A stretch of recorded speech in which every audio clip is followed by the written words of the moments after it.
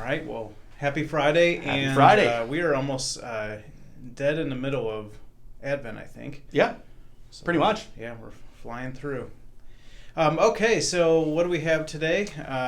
First of all, and I say this hesitantly because I'm not a glory hound, but He's just being modest. Yeah, right. I agreed to go on Catholic radio next week, Tuesday, December 15th from noon to 1 p.m. as part of their winter radiothon. And that's on the Covenant Network, which I think has 3 frequencies, AM 1460, FM 96.7, and FM 102.9. I am not like Delilah or any of those other radio soothsayers, but you can call in during that hour. I hope you will, because I don't know what else I'll talk about. And You've always struck me as more of a Howard Stern type. Oh, nice. A shock jock. Yeah, there we go. But anyway, so if you want to call in, if you want to give me trouble, or if you want to support Catholic radio, all of those are acceptable this Tuesday from noon to 1. Yeah. Obviously, another big thing coming up is Christmas. It's going to be a different Christmas this year for a lot of us due to COVID. So we're going to kind of go through a few things that we're going to be doing for Christmas so that we can be able to accommodate as many people as we can in the safest manner possible. So our Christmas Mass schedule will be just as it's always been, 4, 6, and 10 p.m. on Christmas Eve, and then Christmas Day, 8:45, 10:30, and 12:15. 4 of those masses are going to be streamed, the 4 p.m., 10 p.m., and then the 10:30 and 12:15. Those will all be live streamed on our website and all the normal places where you can watch our live stream masses. And again, just remember that the obligation to attend Mass has been lifted right now from the Archbishop. So there's no obligation to attend, although again, it's Christmas. We know that a lot of people want to, and if you're comfortable doing so, we would encourage it. We are limited to a 25% capacity in the church building itself. So that's about 150 people. Because of that, we're going to have the lower church hall, Bollinger Hall, open for additional seating, kind of an overflow seating. We'll have the Mass on a number of monitors down there. We'll bring communion down there, sort of like most papal masses, honestly, nowadays. Most people watch papal masses in Rome on monitors in the square, and they get communion out there. We are not going to require reservations in order to come. Again, no reservations are required. We're just asking folks to please practice social distancing at all times, to not congregate before and after Mass. Obviously, masks will be required, just like they have been. And we're also asking people, this is especially important for that 4 p.m. Mass, please don't save seats. We want just to kind of fill it up, know that we're at capacity, and then be able to direct people down to the lower church hall. So again, we're kind of begging people, please do not save seats. Our ushers will come around. They'll have rulers like the nuns from way back in the day. Your fingers might be in jeopardy, but please do not save seats. Please bring hand disinfectant with you. It's a little bit of a precious resource nowadays. So, and we know that a lot of folks have little travel packs, so bring a little sanitizer with you maybe. The cry room's going to be closed. Again, it's hard to social distance in there. There will not be an offertory collection, at least in the way that it has been in previous years. So again, we're asking folks to please use the baskets at the front of the church or in the back. There's also going to be a second collection for the seminary, as is tradition. So you'll hear more about that next weekend or even this weekend too. But yeah, that's kind of what we're going to be doing for Christmas. If you have any questions, don't hesitate to ask the parish office. But that's roughly what we're going to be doing for Christmas in the age of COVID. Right. So. Yeah, and with that second collection, really what that looks like is if you want to give to the seminary, which in years past Incarnate Word has been incredibly generous, just please indicate that. The best thing would be to put your offering in an envelope that says seminary or Kenner Quinen, or at the very least put that on the check. But if there's really no way for us to do multiple back and forth collections, so if you can just mark that in your gift, or as many of you are doing now, just give online, and you can check that box on when you give. So anyway, we thank you for that. I also wanted to give you the schedule for Christmas so that you know which masses I have, so you can go to the other ones. So Father Schneier this year has the 4 p.m. on Christmas Eve and the 12:15 on Christmas Day. Father Sullivan has the 6 p.m. on Christmas Eve and the 8:45 on Christmas Day. And then I have the 10 p.m. on Christmas Eve and the 10:30 a.m. on Christmas Day. So I know some people like to know that, so we have told you that. All right.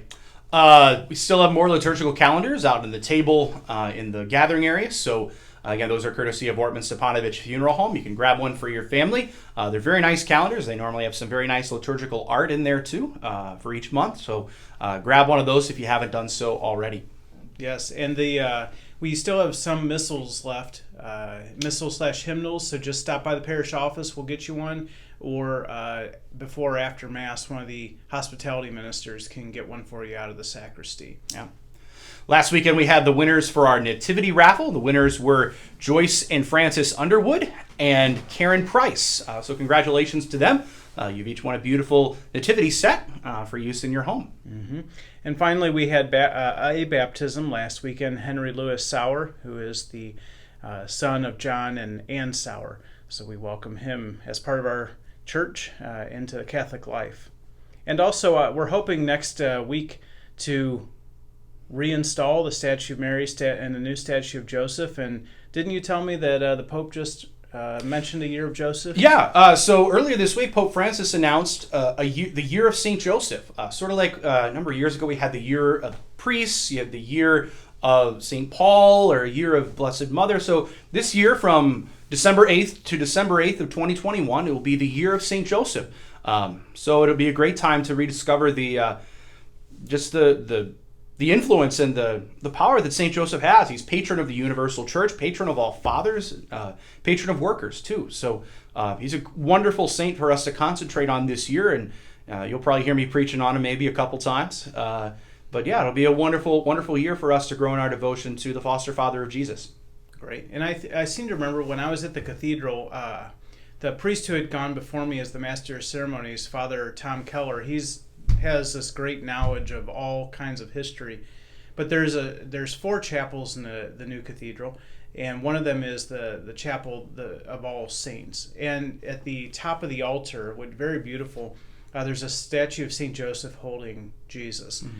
And I remember Father Keller, if I remember correctly, he told me that shrine was donated, that altar and statue of Joseph was donated in Thanksgiving from someone after the pandemic of 1920.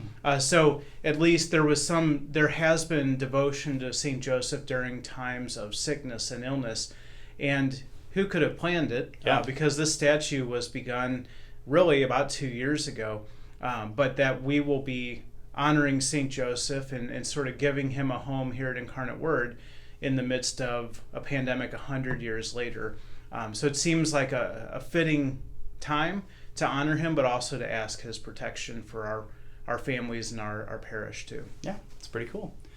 All right, this weekend, third Sunday of Advent, Gaudete Sunday, rose vestments. What does Gaudete? Gaudete means rejoice. The term Gaudete Sunday gets its name from the first word of the entrance antiphon in Latin for this weekend. Gaudete Domino, rejoice in the Lord always, as St. Paul so very beautifully says. So I'm going to be talking about, just that idea of joy and how holiness should make us joyful. The more that we grow in holiness, the more that we give our lives to God, the more joyful we should be. St. Teresa of Avila would often say, God save us from gloomy saints. We should be joyful people. The joy of the gospel, as Pope Francis would say, should exude out of us. So I'm going to be talking about Christian joy and how, holiness should be the source of our joy rather than looking gloomy all the time. Yeah, and that joy isn't something we manufacture. Right. It comes from God, from the knowledge that we are loved and saved by the Lord. Sometimes people want each other and themselves to be almost like little puppets, that you smile, come on, be happy. And of course, we can't command that out of ourselves or others. That joy has to come from God's grace. One other thing, the joy of the readings is unmistakable. It's in every single one of them. But what you'll also notice in the first reading psalm, which really isn't the psalm, it's the Magnificat, Mary's hymn of thanksgiving, and the gospel, is they're all referring to messengers or prophecies or really people who are bringing the good news. It's not their news, it's God's news. And all of those, while they're songs of joy, they're also they have upheaval in them too. Like God's coming to disrupt our order, our way of doing things, and that's what brings joy. Is not kind of being in control and doing things the way we want, but letting God come in, disrupt our lives with His plan, and bring His salvation. So pay attention. There's like an undercurrent of like, even when Mary talks about in her Magnificat, the rich He will send away empty. The powerful He's going to cast down from their thrones. God's going to bring joy, but it will come at some expense for those who trust in themselves and in the things of this world. Yeah. All right. Well, we look forward to seeing you this weekend, whether in person or virtually. Know of our prayers for you, and hope you guys have a wonderful weekend. Yeah, and rejoice always. Always. All right. Take care.